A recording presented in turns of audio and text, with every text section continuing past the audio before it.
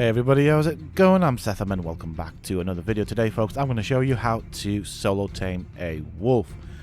So if you folks enjoyed this video and find it informative, please don't forget to support me on the channel by hitting that like button, subscribe to the channel if you're doing that already for more similar content, and if you have just subscribed, don't forget to hit that bell icon so that you get notified when I upload new videos.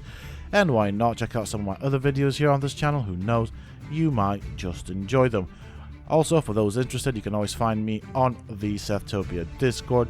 Links to this, of course, can be found down below in the video's description, as well as in a pinned comment from myself. So, the wolf, obviously, it is a hostile creature. If you are going to kite it into a trap, I suggest you use the line, because the line can jump out of this trap. So it is the best way to kite it. As you can see, it is already attacking my trap, which is why we have the music. And with regards to the wolf, it is very similar to most of the tames in this game, and that you have to take its health down, then bolo it, then feed it. With regards to food, well, I'll show you that in a bit. It does have several things that it does like. They are very easy to find. The wolf itself is a decent creature to tame.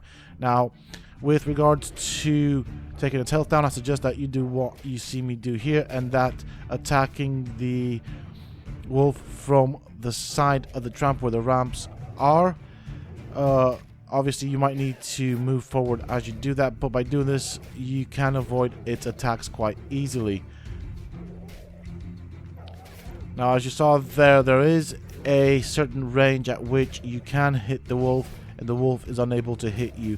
That is because you are protected by the walls of the trap. Once its health is sufficiently down, you can then take it down. Notice that the wolf continuously attacks the trap, so always bear in mind your environment and make sure it's clean of anything that may become hostile once it attacks it, because that is a possibility if it wanders in its range. The first thing that it does like is, of course, bone, and with bone you get 5.2 taming.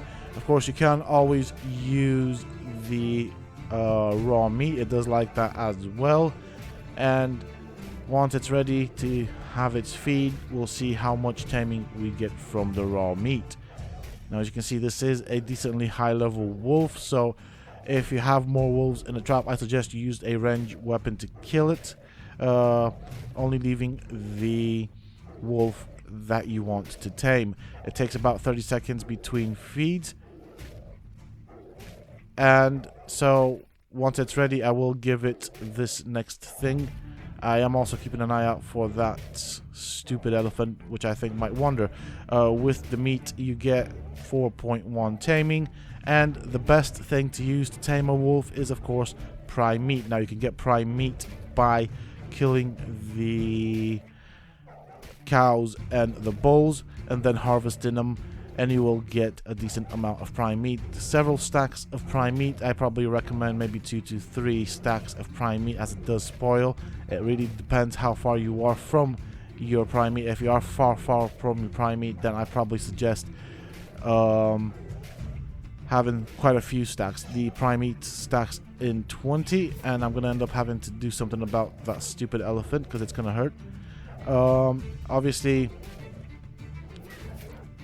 I'm just keeping an eye out on that stupid elephant because I don't like it. It's too close. Now, initially when I started doing this, the elephant wasn't that close. I'm going to take it down. As you can see, the wolf continuously attacks the trap, but don't worry. And you just saw there what could happen. Now, if that was a creature that becomes hostile once it is attacked, it will have started to attack the wolf, which would have affected the taming effectiveness. It would have made my job quite difficult, and generally will have been very unpleasant. So do make sure that the trap is clear of anything that could impact your taming.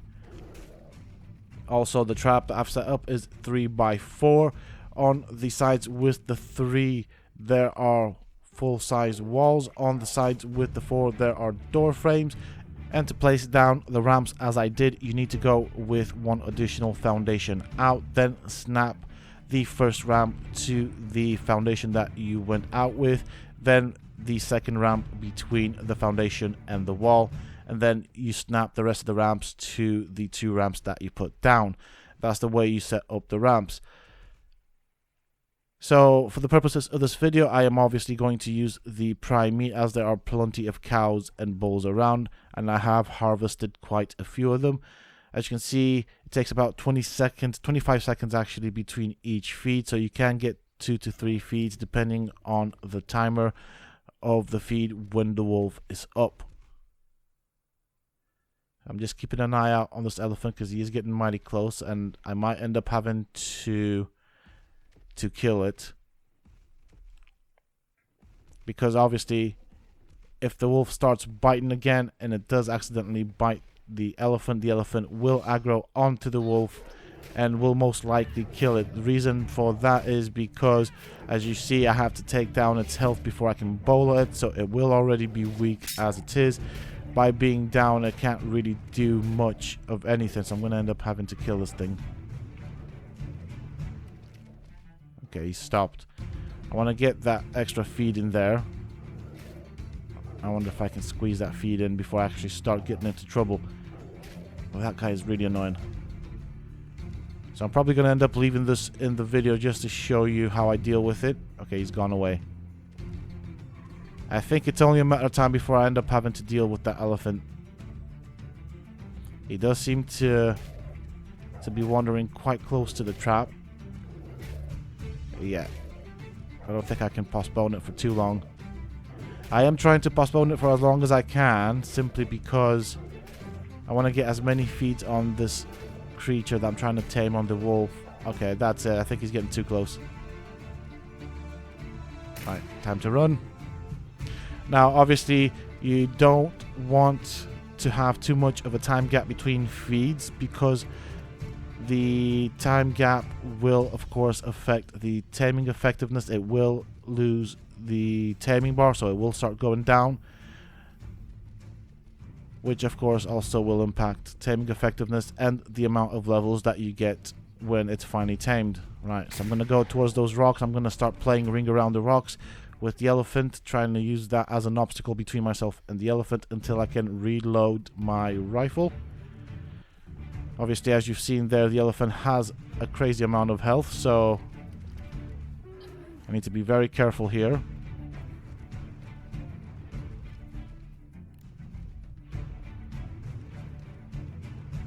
There we go. Okay, he's coming. Oh, I did not see that one happening. Never mind.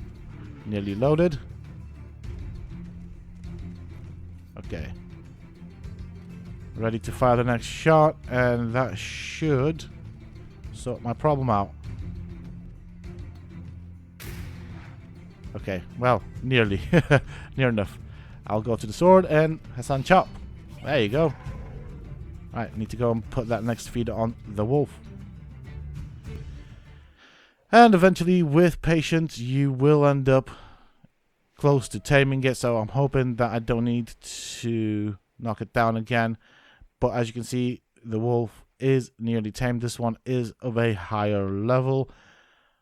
I have cleared the beach before I actually started the taming, so I have made sure that there isn't anything dangerous around. Now, obviously, do bear in mind that even though if you have cleared the beach or the area, there still is a chance for creatures to either wander in or spawn in, so always look out and keep an eye out for anything that could possibly affect your taming process.